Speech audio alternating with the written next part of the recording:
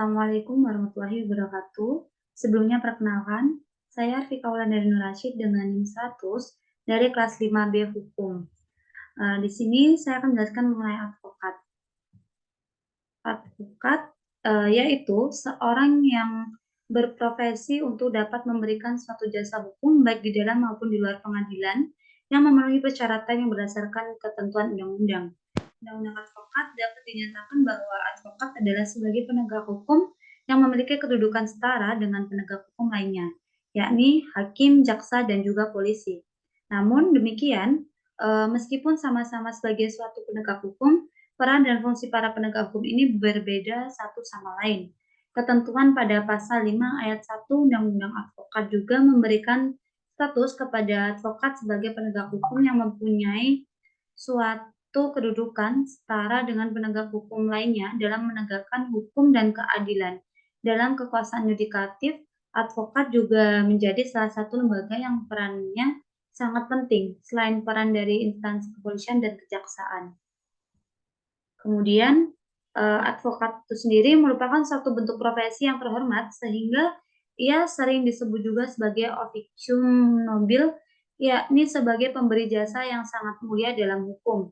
Ia disebut mulia karena ia juga merupakan salah satu pilar dalam menegakkan suatu supremasi hukum dan hak asasi manusia dan yang dapat mengupayakan pemberdayaan masyarakat dalam hal menyadarkan hak-hak fundamental mereka di depan hukum. Menurut RUU KUHP, pengertian advokat juga ialah seorang yang memberi jasa hukum baik di dalam maupun di luar pengadilan yang dapat memenuhi persyaratan yang berdasarkan ketentuan undang-undang tentang advokat. Selanjutnya, yaitu mengenai tugas dan tanggung jawab advokat. Nah, yang pertama di sini ada mewawancarai seseorang klien dan menyediakan mereka dengan nasihat hukum ahli. Yang kedua, meneliti dan dapat mempersiapkan kasus dan menghadirkan mereka di pengadilan. Yang ketiga, menulis sebuah dokumen hukum dan menyiapkan pembelaan tertulis untuk kasus perdata. Dan yang keempat, penghubung dengan suatu profesional lain seperti pengacara. Yang kelima, mengkhususkan diri dalam bidang hukum yang tertentu. Yang keenam, mewakili para klien di pengadilan, pertanyaan publik, arbitrase, dan pengadilan.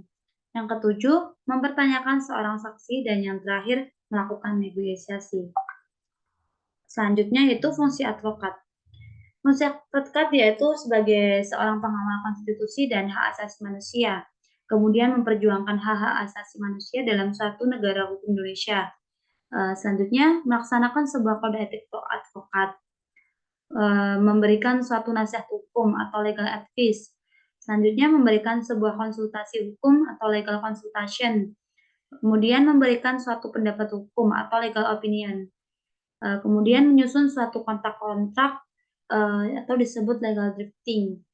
Selanjutnya memberikan suatu informasi hukum atau legal information, membela suatu kepentingan para klien atau litigation, mewakili para klien di muka pengadilan atau legal representation, dan yang terakhir memberikan sebuah bantuan hukum dengan cuma-cuma kepada masyarakat yang sangat lemah dan tidak mampu atau legal aid. Selanjutnya di sini saya akan membahas mengenai syarat menjadi advokat. Nah, yang pertama yaitu warga negara Republik Indonesia. Yang kedua, bertempat tinggal di wilayah Indonesia. Yang ketiga, tidak berstatus sebagai pegawai negeri atau juga pejabat negara. Selanjutnya, berusia sekurang-kurangnya sekitar 25 tahun. Berjasa sarjana yang berlatar belakang pada pendidikan tinggi hukum sebagaimana dimaksud dalam pasal 2 ayat 1. Kemudian lulus ujian yang sudah diadakan oleh organisasi advokat.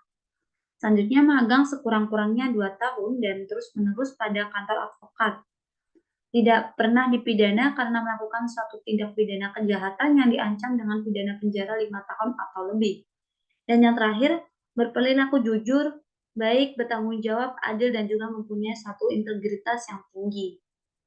Selanjutnya yaitu peranan advokat. Peranan advokat yang sangat ideal.